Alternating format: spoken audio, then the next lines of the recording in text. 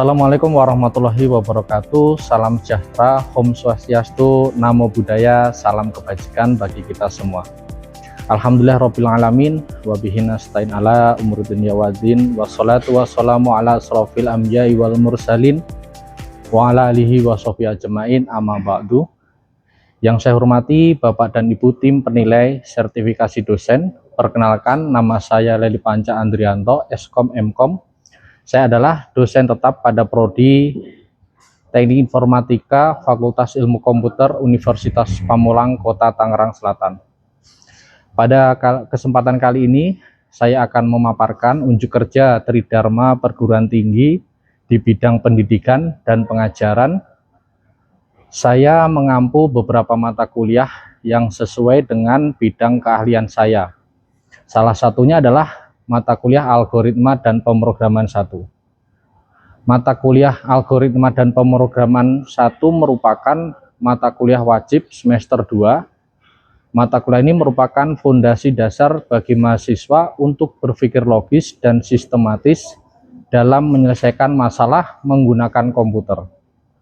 Capaian pembelajaran lulusan yang dibebankan pada mata kuliah ini adalah mahasiswa mampu menganalisa masalah, menyusun langkah penyelesaian dalam bentuk flowchart ataupun pseudocode, serta mengimplementasikannya menggunakan bahasa pemrograman C++. Adapun mata kuliah ini dengan bobot 3 SKS dan 21 pertemuan. Pada pertemuan pertama kita akan membahas tentang pengantar algoritma dan pemrograman.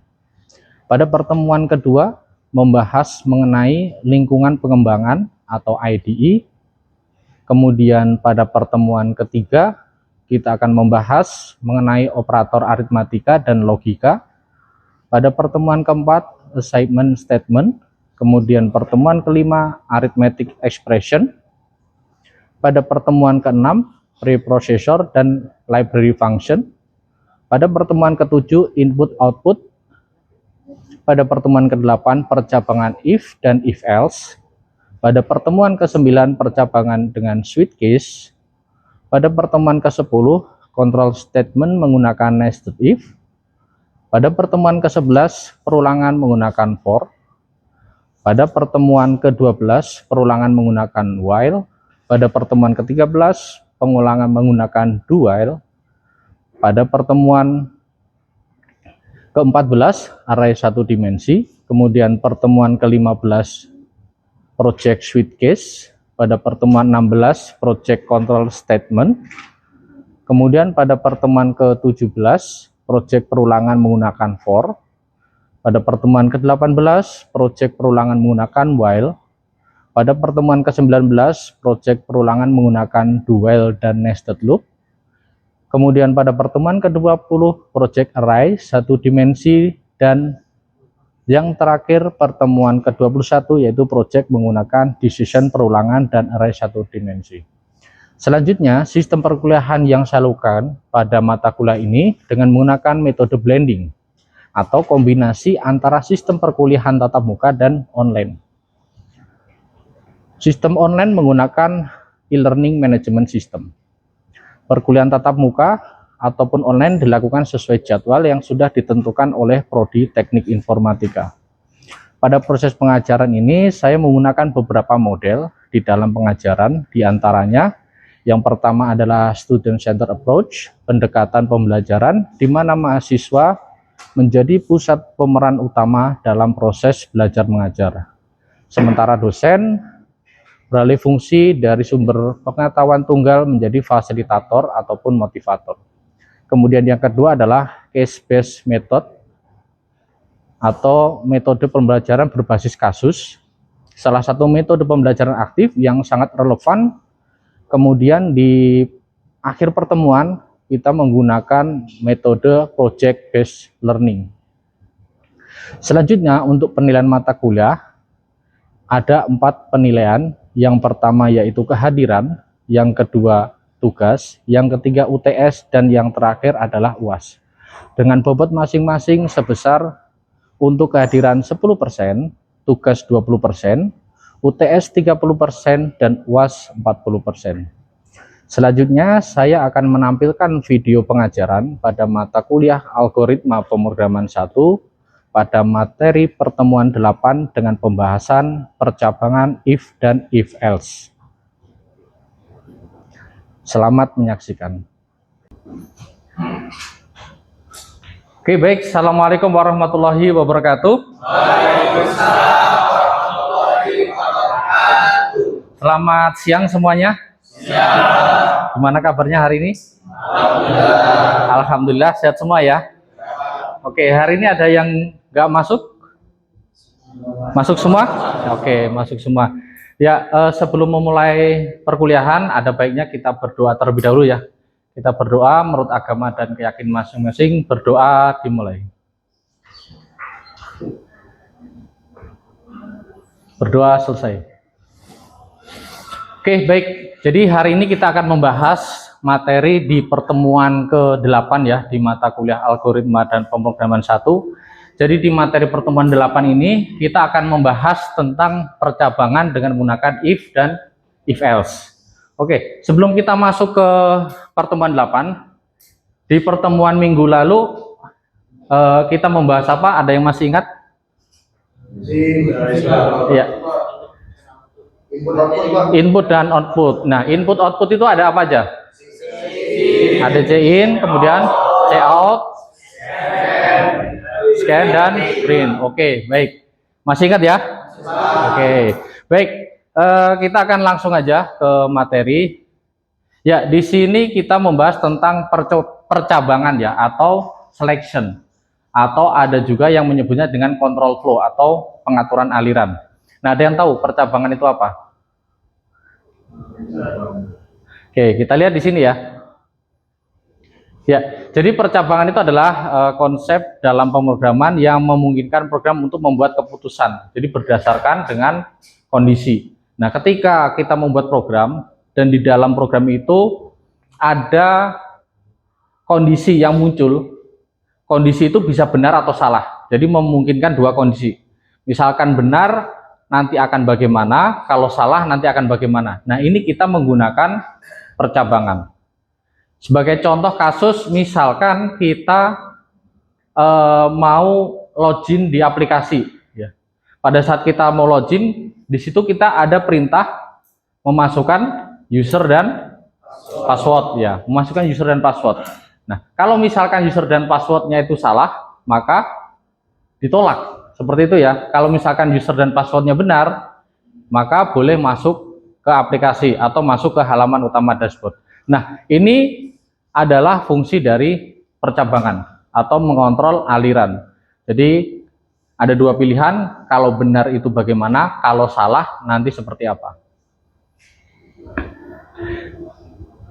Oke, kenapa diperlukan percabangan? Nah, sebagai contoh seperti ini ya. Misalkan jika kondisi hujan, berarti keputusannya apa? Membawa payung. Kemudian jika lapar, makan. Jika lampu merah, berhenti. Jika lampu hijau, jalan. Nah, jika nilai lebih besar dari 75, maka lulus. Nah, ini adalah contoh dari percabangan. Jadi ada pilihan. Ada suatu kondisi di sini. Nah, nanti teman-teman pada saat sudah belajar membuat program, khususnya ketemu yang namanya logika percabangan, berarti di situ kita harus menggunakan algoritma percabangan. Bagaimana cara penulisannya? Seperti itu. Kemudian kita lanjut ke jenis-jenis percabangan ya. Jenis-jenis percabangan itu yang pertama ya, yang kita ketahui adalah dengan menggunakan if. Kemudian ada if else. Kemudian setelah if else ada if else if. Ini sebenarnya adalah pengembangan dari if else ya. Kalau if else itu berarti ada dua kemungkinan, benar atau salah gitu ya. Tapi kalau if else if itu bisa jadi tiga kemungkinan atau lebih. Jadi ketika salah nanti masih ada kategori lagi. Seperti apa salahnya gitu kan. Nanti akan ada kategori lagi gitu. Misalkan kita membuat program contohnya grade nilai ya. Nah, misalkan nilainya itu 100 berarti nilainya A. Kemudian kalau bukan 100 misalkan nilainya itu 80 berarti B. 70 C dan seterusnya. Seperti itu. Berarti menggunakan if else if. Terus ada nested if atau if bersarang. Jadi di dalam if nanti ada if lagi. Ya. Ketika kondisinya benar, nanti ketemu lagi percabangan lagi. Nah, di situ baru dilakukan koreksi lagi. Apakah kondisinya masih tetap benar? Kemudian terakhir adalah switch case. Nah, pada kesempatan hari ini kita hanya akan membahas tentang if dan if else ya. Jadi untuk nested if kemudian switch case itu kita bahas di pertemuan berikutnya. Oke, jadi percabangan itu tadi yang saya sampaikan adalah itu ada dua konsep ya, true atau false. Jadi di sini nilainya itu bentuknya adalah boolean. Boolean ada yang masih ingat boolean? Ya. Boolean itu ya isinya adalah kalau nggak true, false. Seperti itu ya. Nah, sebagai contoh di sini 10 lebih besar dari 5, hasilnya true. Benar ya? Kemudian 5 lebih besar dari 10, salah, hasilnya adalah false. Nah, ini adalah hasil dari perbandingan ataupun nanti untuk konsep percabangan dengan menggunakan pernyataan if di sini.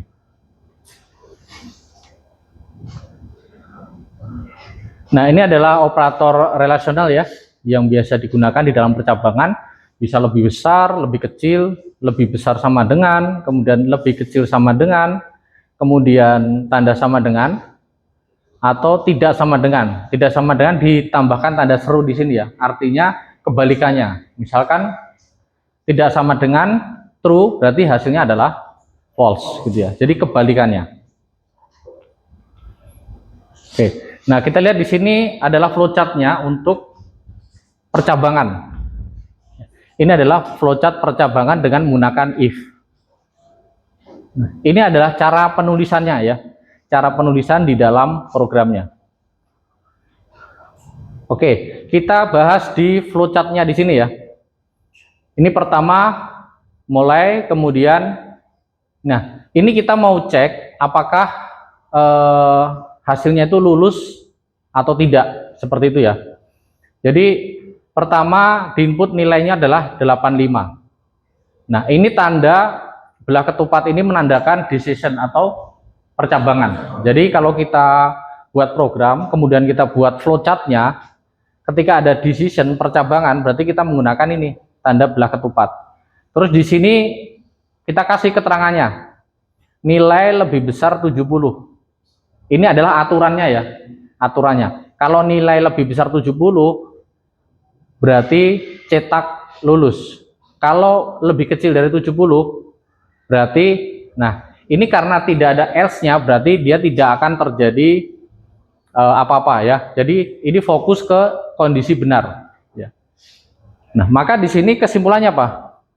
Nilai sama dengan 85 berarti dicetak lulus ya. Jadi seperti ini ya percabangan. Ini adalah percabangan dengan menggunakan if gitu. Oke, lanjut.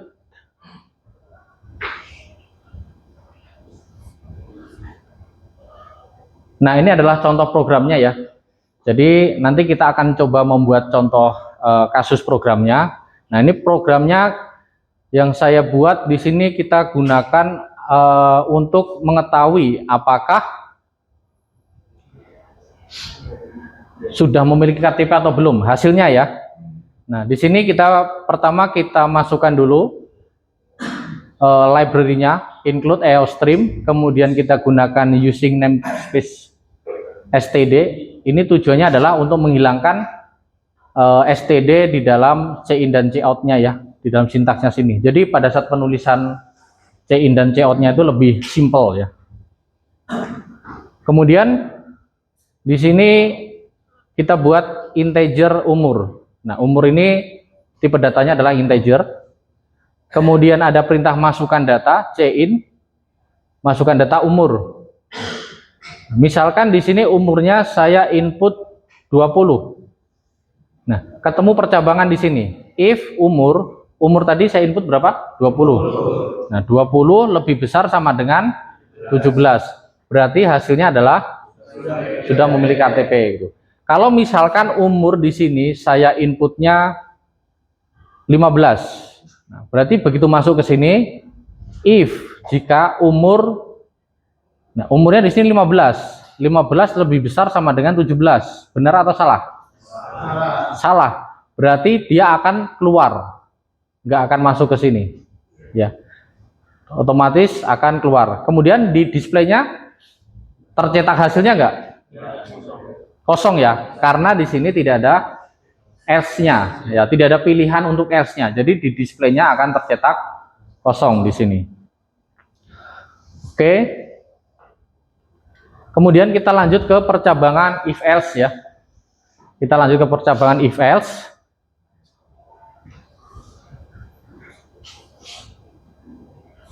Nah, ini adalah flowchart-nya. Jadi perbedaannya dengan percabangan if adalah di sini ketika kondisinya salah itu ada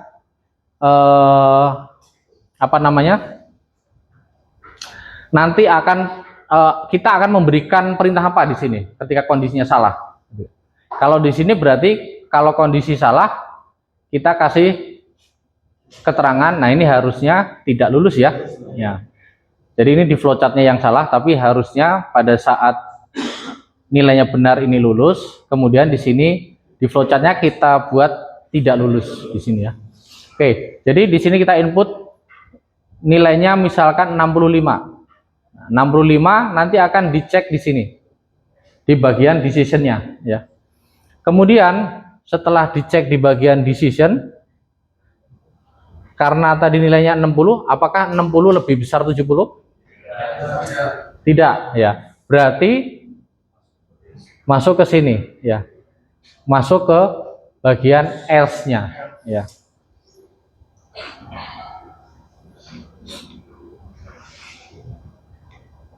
Oke, nah di sini saya buat contoh percabangan dengan menggunakan ya if else ya. Kemudian yang sebelah kanan ini adalah algoritmanya ya. Jadi yang pertama kita buat inisialisasi dulu variabelnya, variabel nilai. Nah, ini yang summary-nya tadi ya. Nilai sama dengan 85, kemudian nilainya kondisinya lebih besar 70 ya. Ini adalah algoritmanya. Jadi kita selalu pada saat kita membuat program, nah pastikan yang pertama kita buat dulu flowchart-nya ya. Setelah buat flowchart, kemudian kita buat juga algoritmanya. Nah, sebenarnya yang pertama kita tentukan dulu algoritmanya. Setelah algoritmanya sudah jadi, baru kita buat flowchart-nya. Alurnya seperti itu. Nah, setelah flowchart kita buat apa? Nah, kita buat dulu pseudocode-nya sebelum kita ke bagian pemrograman.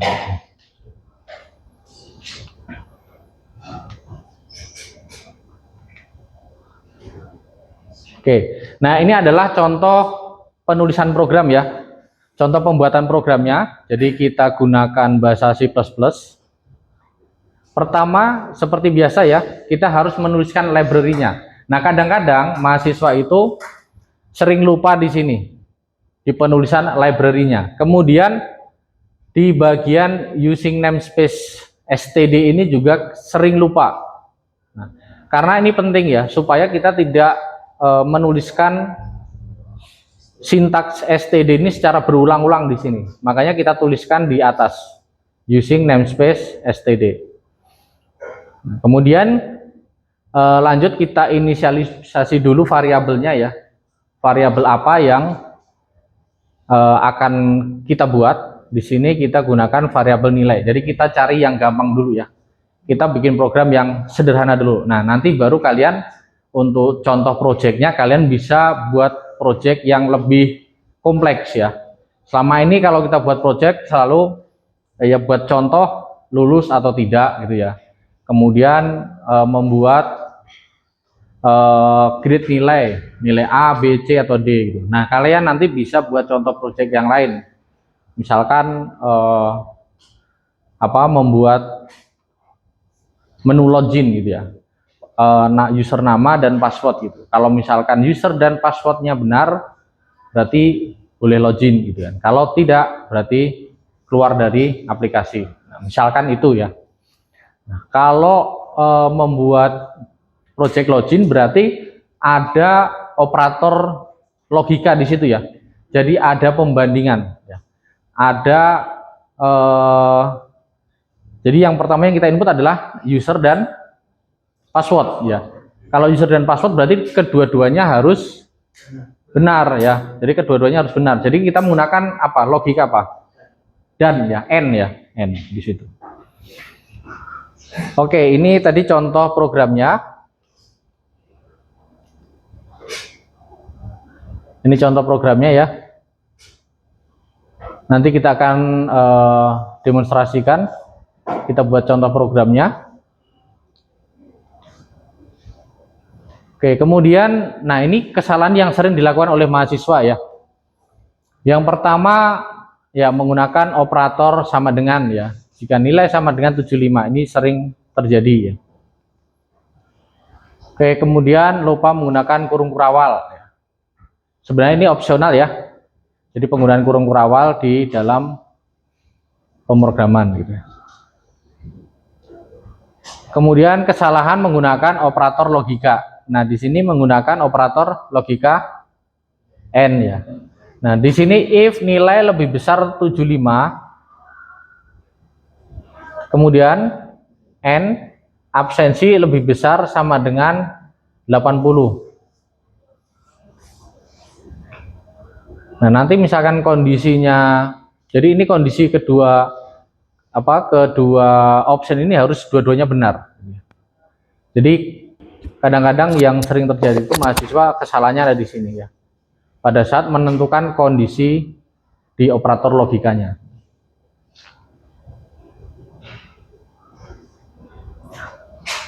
Oke, mungkin dari rekan-rekan terkait dengan materi hari ini penggunaan if dan if else, ada yang mau ditanyakan? Oke, silakan buat mahasiswa yang ingin bertanya. Saya Pak. Oh ya, Nurman. Ya, silakan. Apa yang mau tanyakan? Baik Pak, izin bertanya Pak. Tadi kan sudah dijelaskan juga terkait program if ataupun if else ya Pak. Ya. Nah, jika dalam penulisan program percabangan if, kalau tidak menggunakan kurung kurawal itu, apa yang terjadi Pak? Ketika kelupaan gitu dalam penulisannya. Oke. Terus cukup? Cukup Pak. Oke, baik. Pertanyaan cukup bagus ya. Jadi pertanyaan dari Nurman cukup bagus. Apa yang terjadi kalau misalkan pada saat kita membuat program percabangan, ternyata kita lupa menggunakan kurung kurawal? Apakah nanti programnya akan error? Ada yang bisa bantu jawab? Ya, tadi di sini sebenarnya sudah kita paparkan sedikit ya tentang penggunaan kurung kurawal. Nah, kalau misalkan program itu hanya percabangan if, maka itu programnya tidak akan error ya. Tidak akan error. Tetapi kode program di bawah if atau di bawah percabangan itu, dia akan dianggap sebagai bagian dari percabangan itu. Makanya kita membutuhkan yang namanya kurung kurawal. Tujuannya adalah membuat klaster ya. Jadi kalau benar nanti maka yang akan dieksekusi adalah perintah yang ada di dalam tanda kurung kurawal itu. Apakah perintah cetak benar atau perintah cetak lulus dan lain sebagainya gitu ya. Tapi kalau misalkan kita tidak gunakan kurung kurawal, nah dampaknya tadi semua perintah di bawah percabangan itu dianggapnya adalah bagian dari percabangan itu. Jadi semua dianggap benar. Kalau misalkan percabangannya dengan if else, nah itu nggak mungkin ya, itu pasti error kalau tidak menggunakan kurung kurawal, karena if else itu dibuat jadi dua klaster. Jadi klaster benar itu selalu tandai dengan kurung kurawal di awal, kemudian klaster yang salah ya. Klaster yang salahnya apa gitu. Baru di situ kesimpulan kalau benar seperti apa, kalau salah seperti apa ya. Jadi itu penting sekali penggunaan kurung kurawal di dalam percabangan. Oke, ada lagi? Ada yang bertanyakan? Cukup? Cukup, Pak. Oke, kalau cukup, selanjutnya untuk tugas pertemuan 8 ya. Ya, jadi nanti tolong teman-teman semuanya ya dikerjakan tugas pertemuan 8. Nah, tugas pertemuan 8, teman-teman tolong nanti buat contoh program dengan menggunakan percabangan. Nah, programnya apa? Jadi membuat bilangan genap atau ganjil ya. Jadi membuat bilangan genap atau ganjil. Nah, oke, ya. Bisa dipahami ya? Oke. Kemudian ya dari sini saya akan ambil kesimpulan ya terkait dengan materi pembelajaran hari ini. Ya. Yang pertama ya, percabangan if else adalah struktur kontrol yang digunakan untuk mengambil keputusan berdasarkan suatu kondisi. Ya. Kemudian program akan mengevaluasi kondisi yang diberikan. Jika bernilai true, maka blok if akan dijalankan. Ya. Sebaliknya jika bernilai false, maka blok else-nya yang akan dijalankan. Oke. Kemudian struktur if else digunakan ketika terdapat dua kemungkinan hasil atau tindakan yang harus dipilih. Terus penggunaan if else membuat program menjadi lebih dinamis, interaktif, dan mampu memberikan respon yang berbeda sesuai dengan data yang dimasukkan dari pengguna. Ya. Kemudian yang kelima adalah pemahaman tentang if else merupakan dasar yang penting sebelum mempelajari percabangan yang lebih kompleks. Jadi di pertemuan berikutnya nanti kita akan bahas ya percabangan dengan menggunakan nested if atau if bersarang gitu. Kemudian kita juga akan membahas percabangan yang lain yaitu dengan menggunakan perintah switch case. Oke, baik rekan-rekan semuanya. Jadi untuk pertemuan hari ini saya akhiri. Kita ketemu lagi di pertemuan berikutnya. Billahi taufiq wal hidayah. Wassalamualaikum warahmatullahi wabarakatuh. Selamat siang semuanya.